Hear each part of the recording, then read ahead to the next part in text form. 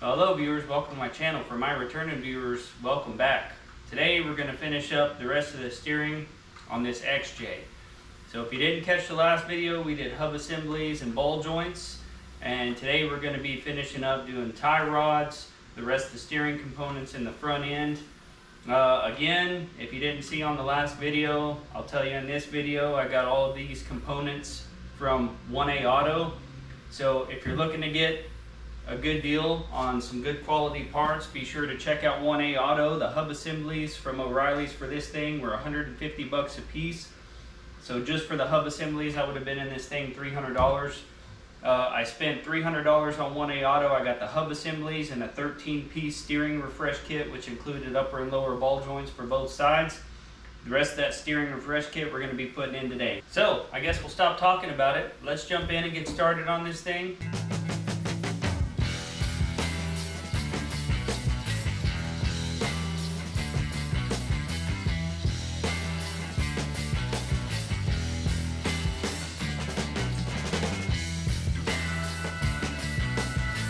Now we're under the front of the Jeep, and you can see all these kind of worn out components here.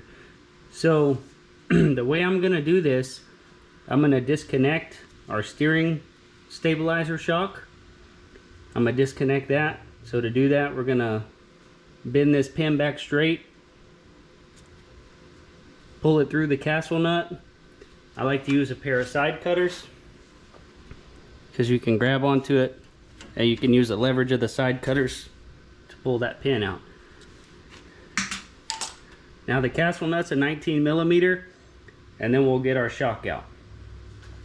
So if you're doing like I am and you're replacing everything, I'm gonna suggest taking it all off as an assembly.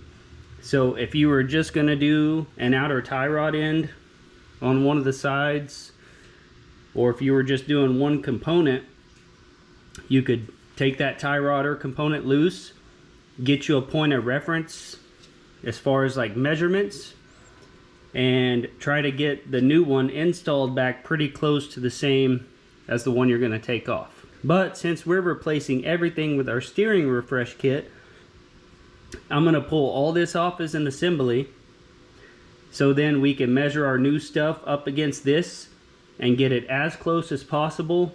After this job, we're still going to need an alignment, but if we can get it pretty close, it won't be that bad to drive until we can get an alignment. So I'm going to start by removing this steering dampener shock, 19mm nut, and we'll take it off.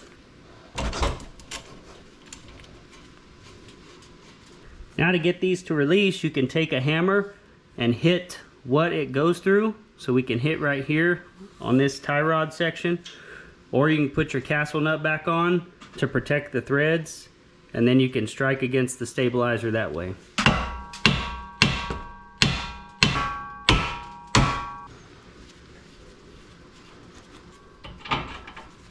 Now that our stabilizer shock is removed, let's follow this up to our pitman arm right here, and let's remove that next. Okay, so up here we're going to start the process by bending our pin back straight and getting our pin pulled through.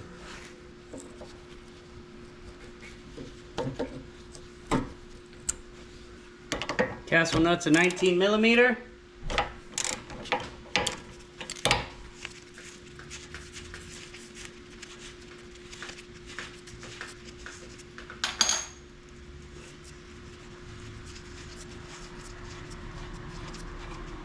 Once that's removed, I'm going to put on this tie rod remover tool.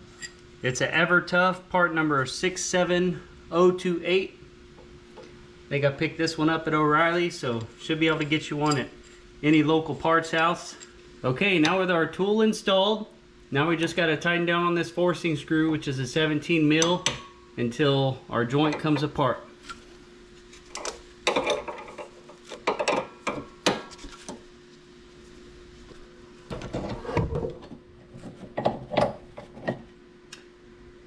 Okay, now that the joint came apart, let's move on to our outer tie rod ends.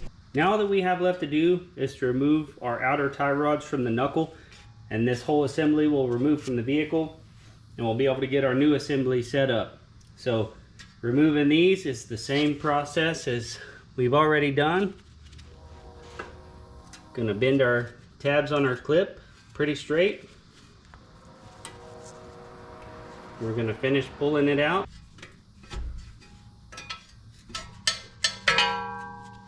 Now that the pin is removed, we'll loosen our nut, which is a 19 millimeter.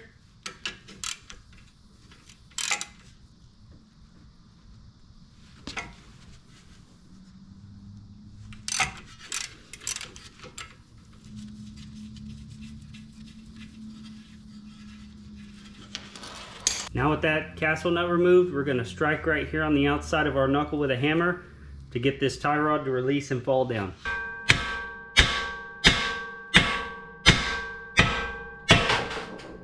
Complete the same process on the driver's side. Finish getting this assembly out.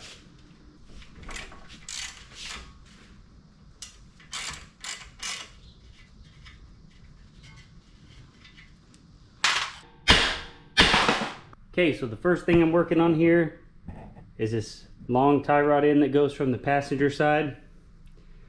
Then it connects to our pitman arm. So I've got it laying here on the ground. I've got me a small pry bar, and I've got this coupler, and then my other tie rod. So with this coupler, this side is right-handed thread, regular. This side is left-handed thread. That way when you're getting it aligned, they can take this and turn it one way, and it'll either tighten both, draw them in, or it'll loosen both and push them out. So I took a measurement from this hole to the end of this on our old one, and I was at 2 7/8. Your measurements may be a little different. So like I said, just measure, compare with your old, and try to duplicate that on your new one. So I have a set of pliers on this coupler. I have a small pry bar going through this next hole. You could also use a small screwdriver, but I'm keeping tension on this so that I can turn this whole assembly with the pliers. And I'm just gonna keep doing that until I get the measurement I need here. And again, I took it from this outside lip to the center of the hole. Mine was at 2 7/8. Okay, we're pretty close. We're in the ballpark. So we'll leave that where it is for now. And I'll go ahead and tighten this nut down so that this side doesn't move.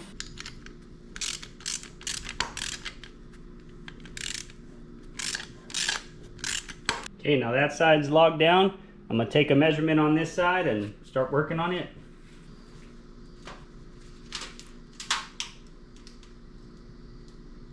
Okay, so on mine, on this side, from the end of this coupler to the middle of the joint here is 3 3/16. Obviously we got a ways to go.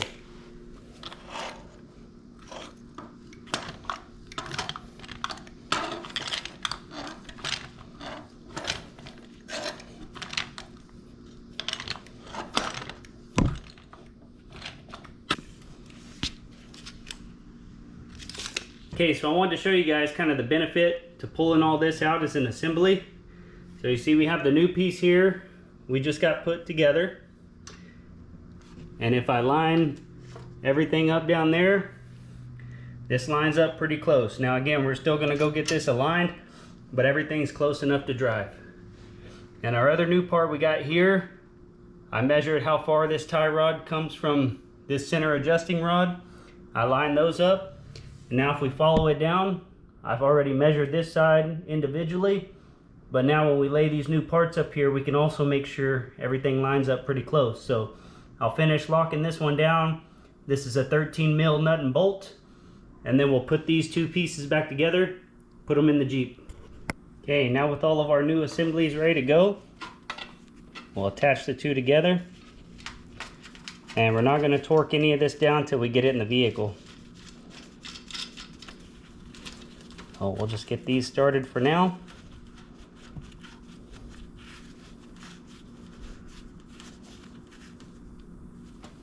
There's our new assembly versus our old assembly. Let's get our track bar replaced, and then we'll put this new assembly back in the Jeep. Okay, now we're gonna go after our track bar where it's mounted on the top side. So we'll start by removing our pin.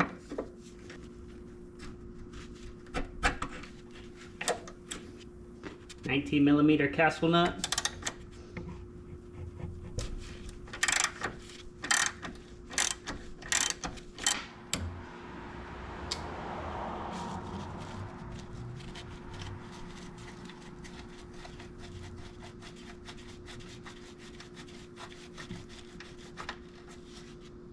Now on the passenger side here, this is a 15mm headed bolt. It's got a flag nut on the back end, so you don't have to put a wrench or anything behind. So we'll loosen this, remove the track bar.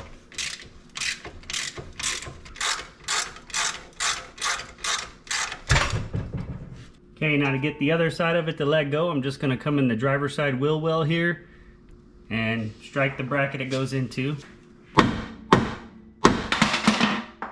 I'm going to start our reinstallation with the axle side of the track bar.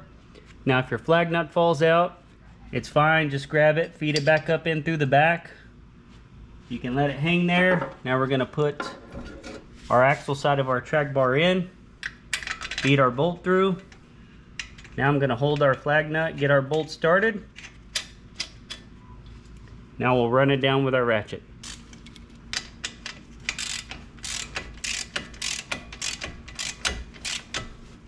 So I put my floor jack under the axle, compressed the suspension as much as I could to get some extra room to put this side of the track bar in. Now to get it to go up through the hole, you can take your pry bar, hook it on your diff cover, and pry up until you can get your nut started. So now we'll just tighten this nut down. This top nut is going to get torqued to 60 foot-pounds.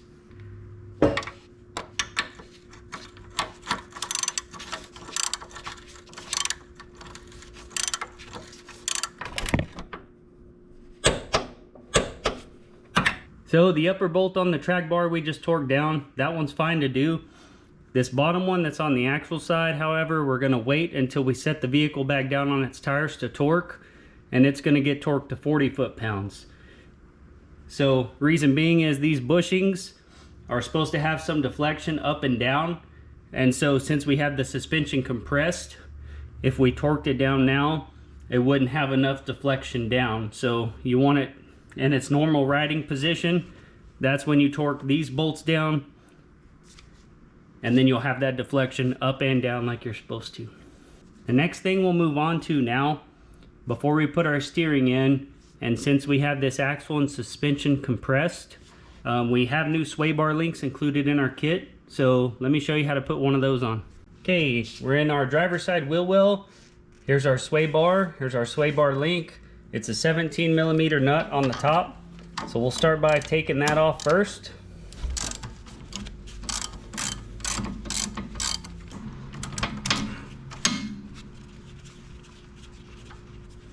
Okay, so now we're on to the bottom bolt of the sway bar. So the inside has an 18mm nut. You get a wrench for, and then the other side has a T55, which is one of these Star Torx bits. So we'll put that in on this side. Now we'll be able to take this off.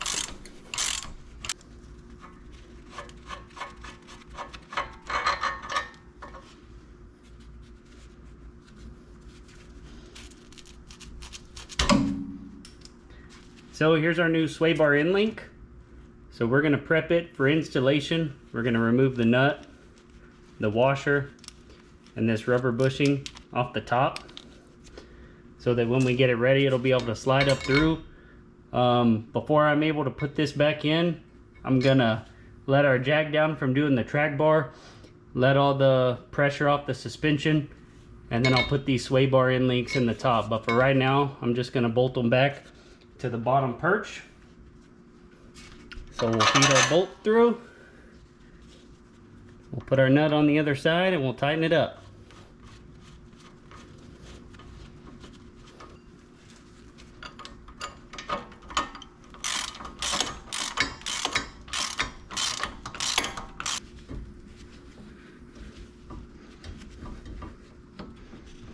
Okay, now we can feed the end of our sway bar link back in there. And then on your rubber bushing, it's got a stepped piece right here. This diameter is meant to sit inside your sway bar. So push that down towards the sway bar. Okay, and then we just want to compress this rubber down so we can get our nut started.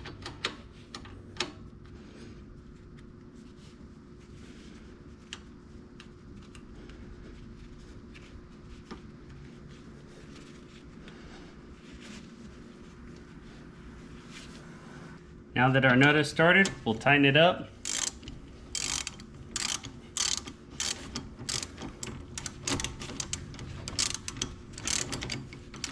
Okay, and for the sway bar link ends on the bottom side here with the Torx bit, these are going to get torqued to 70 foot-pounds.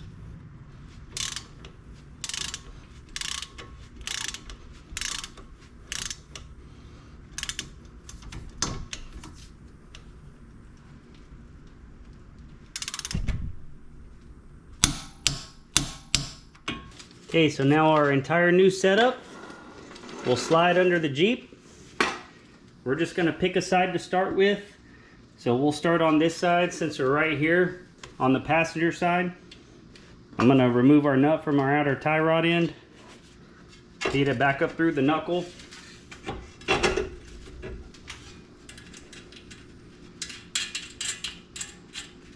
And then start the nut. Now we're on the driver's side. I'm going to take the tie rod end, get it lined up.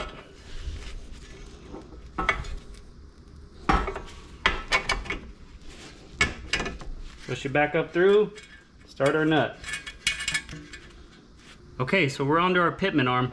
We'll lift our last link up here, get it pushed through, start our nut to hold it. Okay, now we're going to tighten and torque these down. These are all going to get torqued to 55 foot-pounds.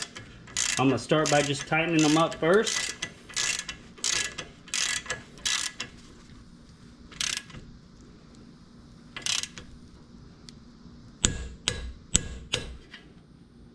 Okay, now it's torqued down. And if you look right here, our pin is going to line up with our castle nut. Hopefully you can see that hole aligned with the castle nut. So now we'll put our pin back through. If this doesn't line up in one of these slots for some reason, I would go a little bit tighter until that lines up. I wouldn't go looser than the torque it's supposed to be. So let's pin this and then we'll move on to torquing the others down.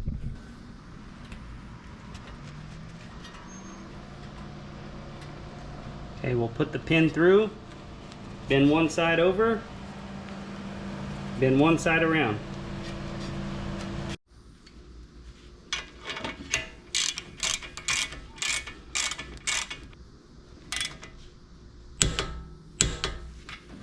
Okay, so hopefully you can see this hole's right in the middle of one of these portions coming up. So we're gonna go past the torque on tightening until we get lined up with one of those slots. Okay, there we go, we're lined up. Now we'll put our pin in.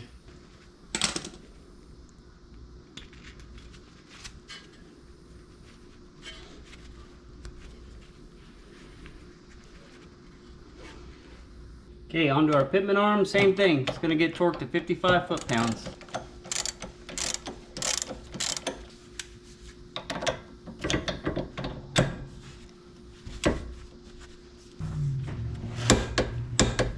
There we go.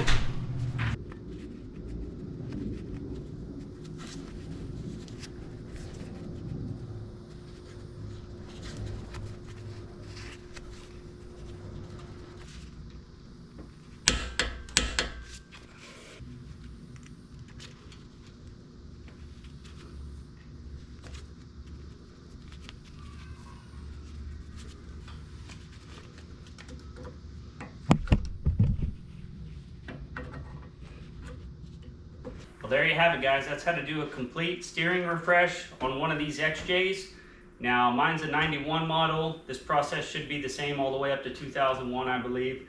So, again, I'm going to take this thing, drop it off to get in alignment. If you do any steering work, you're going to want to get in alignment. But you can get it pretty close to where it's drivable. Just make sure to find you a good reference spot to measure from.